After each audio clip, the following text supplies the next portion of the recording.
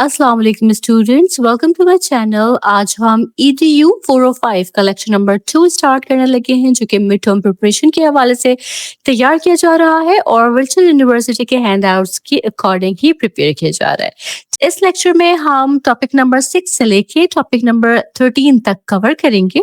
ठीक है जी, तो चलिए लेक्चर स्टार्ट करते हैं टॉपिक नंबर 6 के साथ, जो कि है चैलेंजेस इन असेसमेंट। असेसमेंट जो है वो एक इम्पॉर्टेंट लेकिन मुश्किल प्रोसेस है। जब हम किसी स्टूडेंट या प्रोसेस का असेसमेंट करते हैं तो कुछ चैलेंजेस सामने आते हैं। ठीक है, जैसे वैलिड असेसमेंट के असेसमेंट वही चीज असेस करे जो इंटेंडेड है। यानी कि अगर आप ग्रामर टेस्ट लेना चाहते हैं तो क्वेश्चन ग्रामर पे ही हो। ऐसा ना हो कि वोकैबुलरी या जनरल नॉलेज पे क्वेश्चंस हो। ठीक है, तो इस चीज का आपने ख्याल करना होता है। सेकंड आ जाता है फेयर असेसमेंट के असेसमेंट में किसी तरह का बायस नहीं होना चाहिए, हर स्टूडेंट को इक्वल चांस मिलना चाहिए। ठीक है, एडमिनिस्ट्रेटिव इश्यूज होते हैं कि एग्जाम्स कंडक्ट करना, पेपर्स बनाना, टाइम और इंफ्रास्ट्रक्चर को प्रॉपर अरेंजमेंट करना। ठीक है, ये सब इंपॉर्टेंट एडमिनिस्ट्रेटिव एस्पेक्ट्स हैं। Meaningful interpretation and future planning के असेसमेंट के रिजल्ट्स का सही एनालिसिस करना और उन्हें फ्यूचर प्लानिंग के लिए यूज करना भी एक बड़ा चैलेंज है। ठीक है, तो असेसमेंट तभी इफेक्टिव होती है जब वो वैलिड, फेयर, वेल मैनेज्ड और मीनिंगफुल हो। ठीक है जी, आगे बढ़ते हैं टॉपिक नंबर 7 की तरफ, जो कि है basic assumption about classroom assessment. ठीक है, कि क्लासरूम असेसमेंट के बारे में कुछ बेसिक असम्पशंस हैं, हमेशा इन्हें ध्यान में रखना चाहिए।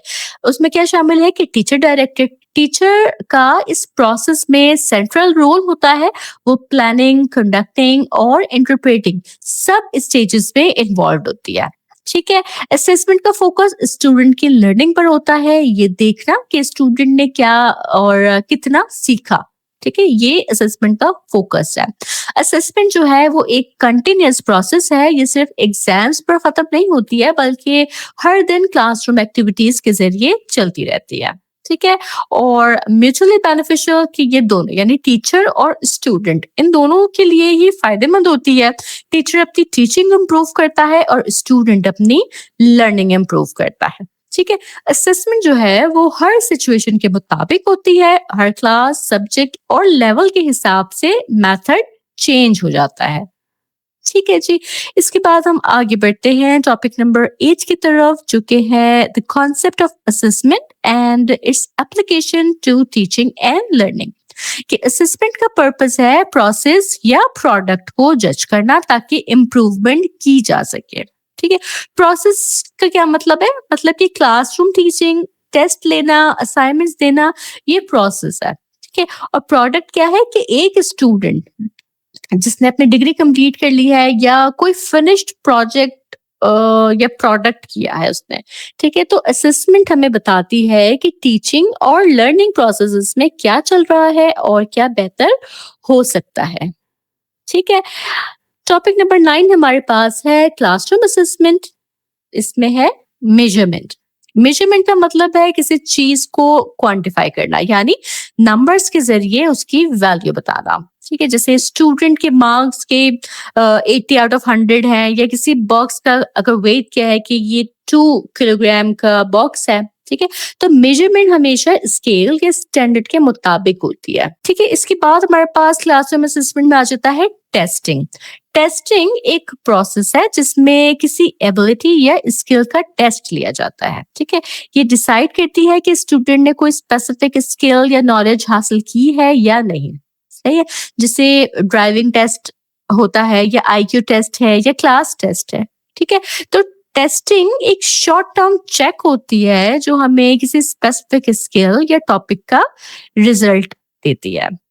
ठीक है, फिर क्लासरूम असेसमेंट में हमारे पास आ जाता है असेसमेंट इटसेल्फ। कि असेसमेंट एक ब्रॉडर टर्म है जिसमें मेजरमेंट और टेस्टिंग दोनों शामिल होते हैं। ठीक है, इसका फोकस होता है गोल्स और ऑब्जेक्टिव्स के मुताबिक परफॉर्मेंस को इवेलुएट करना।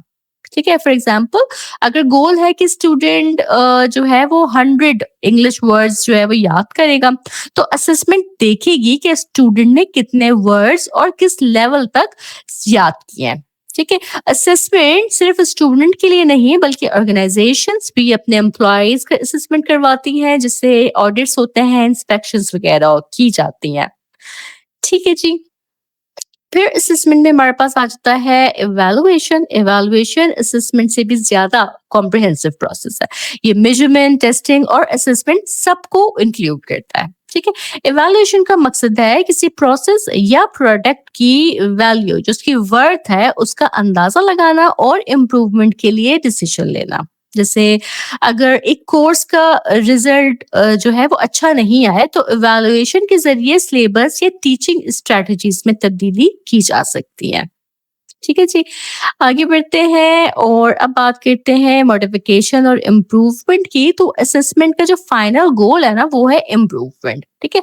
अगर असेसमेंट के बाद कोई चेंज नहीं होता तो वो बेकार ही समझी जाती है। ठीक है। जैसे अगर टीचर एक लेसन प्लान बनाती है तो ये उसकी प्लानिंग है, उसे क्लास में इम्प्लीमेंट करती है तो ये उसकी इम्प्लीमेंटेशन है, बाद में इवेलुएट करती है तो इवैल्यूएशन है, और फिर जो कमियां मिलती हैं उन्हें मॉडिफाई करना जो है वो उसकी इम्प्रूवमेंट है। ठीक है। तो ये ही असेसमेंट का असल मकसद है। ये एक कंटिन्यूअस इम्प्रूवमेंट है इन टीचिंग एंड लर्निंग। ठीक है जी। तो इस लेक्चर को भी मैं आपके लिए समराइज कर देती हूँ कि इस लेक्चर में हमने क्लासरूम असेसमेंट के चैलेंजेस और बेसिक कॉन्सेप्ट्स पर बात की है। ठीक है। असेसमेंट तभी इफेक्टिव होती है जब वो वैलिड, फेयर, वेल मैनेज्ड और मीनिंगफुल हो। ये प्रोसेस टीचर डायरेक्टेड और लर्नर सेंटर्ड होती है। ठीक है। जो दोनों के लिए फायदेमंद है और लगातार चलने वाली एक ऑनगोइंग प्रोसेस है। इस लेक्चर में हमने मेजरमेंट, टेस्टिंग, असेसमेंट और इवैल्यूएशन के फर्क को समझा और ये देखा कि हर असेसमेंट का असल मकसद इम्प्रूवमेंट और मॉडिफिकेशन लाना होता है। ठीक है। मुख्तसर तौर पे कि असेसमेंट एक ऐसा कंटिन्यूअस प्रोसेस है जो टीचर और स्टूडेंट दोनों के लिए लर्निंग और टीचिंग को बेहतर बनाता है। ठीक है जी। तो इसके साथ ही हमारा आज का ये लेक्चर भी मुकम्मल होता है। मुझे उम्मीद है कि ये लेक्चर भी आपको समझ आया होगा। अगर आपकी कोई क्यूरी, कोई डाउट या कोई फीडबैक हो तो आप मुझे कमेंट सेक्शन में ज़रूर बताइएगा। चैनल अगर सब्सक्राइब नहीं किया है तो इसे लाज़मी सब्सक्राइब कर लीजिएगा और मेरे लेक्चर्स को अपने फेलो स्टूडेंट के साथ भी ज़रूर शेयर कीजिएगा ताकि ज़्यादा से ज़्यादा स्टूडेंट मिड टर्म की अच्छी प्रिपरेशन कर सकें। ठीक है जी। मैं इंशाल्लाह ताला अपने अगले लेक्चर के साथ जल्द हाजिर होंगी। तब तक आप सब अपना बहुत ख्याल रखिएगा। अल्लाह हाफ़िज़।